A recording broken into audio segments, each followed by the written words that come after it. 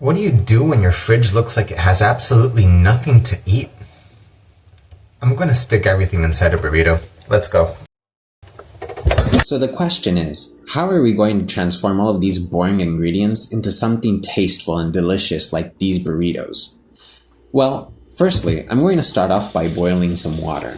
I'm going to use the water to blanch the broccoli and to keep my tortilla wraps nice and soft so I can make the burrito easily. Next, we're going to start working with our refried beans, and for that I'm going to chop up some green onions, and I'm also going to coarsely chop up some garlic.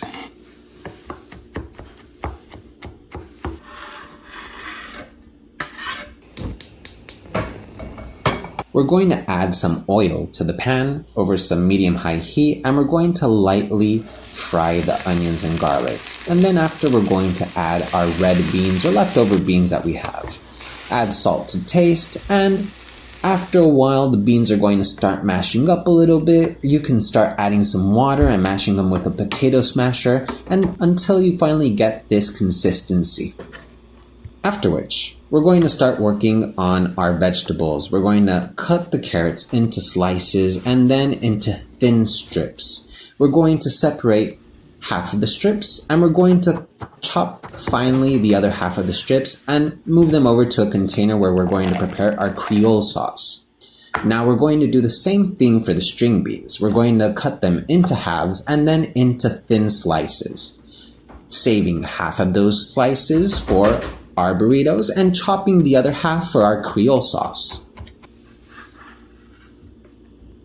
Finally, we're going to get to work with our red cabbage. We're going to slice that in half, and then we're going to cut it into thin strips again and remove half of the strips for our vegetarian burrito and cut our other half into pieces and then finally chop them for our Criolle sauce. We're going to add all of that with the other ingredients.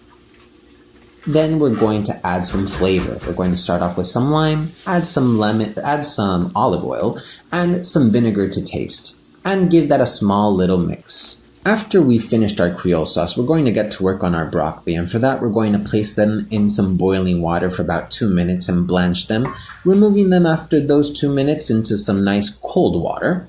And afterwards, we're going to remove the florets from the stems, as so.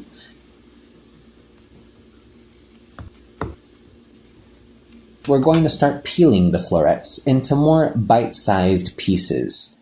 We're also going to cut the stems into bite-sized pieces, so that way we can, fit it in our mouths in our burrito. Now, in the fridge, I've got a piece of tofu that's been in there for like ages, and I think now is a good opportunity to use it. I'm going to reuse my dirty pan, and I'm going to lightly fry the cubed pieces of tofu. I want to get a nice crispy exterior while maintaining the creaminess of the tofu, so that way I can get a bit of a crunch and also a bit of a creamy inside.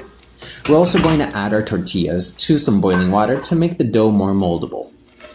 Next, we're going to add our fried tofu with the broccoli, and we're going to lightly oil it up with some oil, and we're also going to add some lime. Of all things boring, I had a piece of tenderloin that was in the fridge that I used to make some stock for some ramen, and I didn't really know what to do with it, so I'm going to use it for a burrito today, and I'm basically going to shred it up with my hands.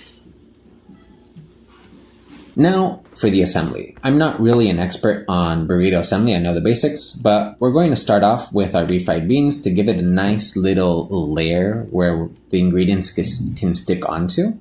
We're going to layer it up with our vegetables. I'm going to start off with my red cabbage. We're going to follow up with some delicious carrots. And finally, we're going to add the dreaded string peas. This is going to give us a nice crunch to our burrito. I'm going to add some Mexican mole sauce. I did not make this sauce. This is the typical commercial sauce that you can find in any Mexican supermarket, but it's going to give us that really nice nutty flavor as well as a nice creamy and wet texture within the burrito. We're finally going to add the tofu, the broccoli, and we're going to start folding tightly without the burrito breaking. Very important that the burrito doesn't break. Yes, without the breaking part. Let's try this again. Red cabbage, green peas, carrots, tofu. We add the broccoli. And now we add some mole sauce. And we're going to secure this burrito with a lot of love, not too much force, and we're going to have a perfectly rolled burrito.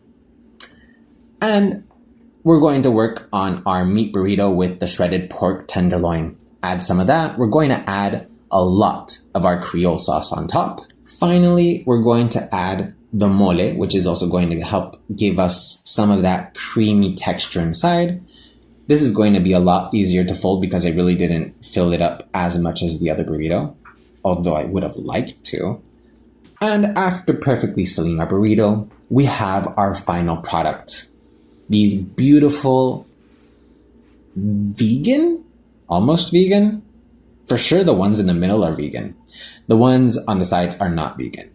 We add some mole sauce because mole makes everything better in life. That's the way mole do. That's the way mole is. And finally, we add some cotija cheese. There's nothing better than cotija cheese. This crumbly, salty, but also chewy, textury type of cheese. Well, that's everything. Thank you for watching. I'll see you next time. Bye.